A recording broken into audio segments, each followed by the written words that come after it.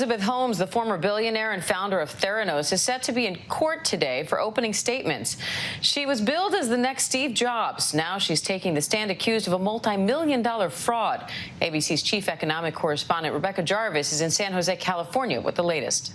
You have anything to say to us, Elizabeth? This morning, it's just hours away from opening statements in the criminal trial of disgraced Theranos founder Elizabeth Holmes. A jury of 7 men and 5 women will hear the government's case for the very first time. The jury, which ranges in age from 19 to approximately 60, includes a recent high school graduate, a person who witnessed abuse growing up, and 2 individuals who identified English as their second language. What would be your ideal juror if you were representing Elizabeth Holmes?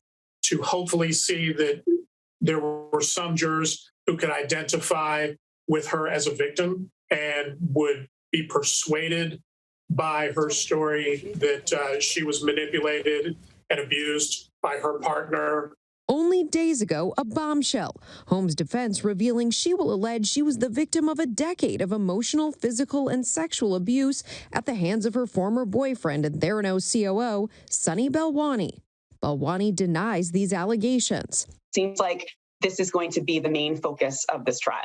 Overnight, prosecutors revealing new text exchanges between the pair during the time of the alleged abuse, including these, where Elizabeth writes to Sunny, "Madly in love with you and your strength. You are a breeze in the desert for me, my water, ocean, and feel like luckiest person in world because I have you." We will change our lives and our world. Holmes, once the youngest female self-made billionaire, known for her distinctive voice, First they think you're crazy, then they fight you. And black turtlenecks, set out to change healthcare with her blood testing technology. We've made it possible to run comprehensive laboratory tests from a tiny sample.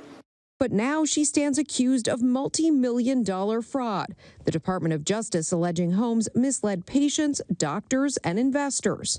I know that we made so many mistakes on this Prosecutors have to prove her state of mind. They have to show that she had a criminal intent to deceive, and that's pretty difficult in cases like this.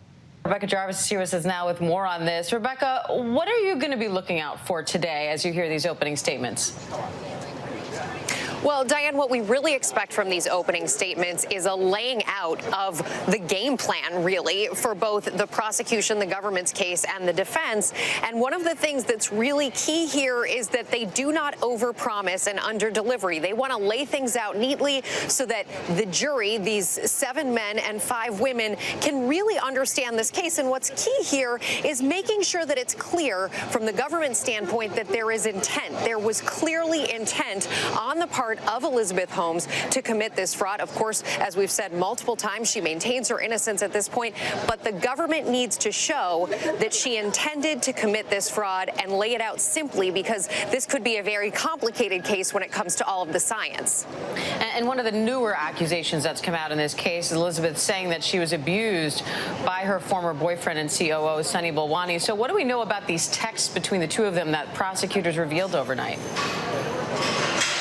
Yes, and Sunny Balwani has denied these claims adamantly. The texts that came out overnight, released by the government, show a relationship, and that's what this really opens the door to. Both the Elizabeth Holmes before Sunny Balwani was in the picture and the Elizabeth Holmes after he no longer worked at Theranos, after he no longer was in a relationship with Elizabeth Holmes. These text messages are a matter of sowing doubt in the eyes of jurors. They show a relationship that on the surface of things, you saw them there in the package, it appears to be a loving, doting relationship, Diane.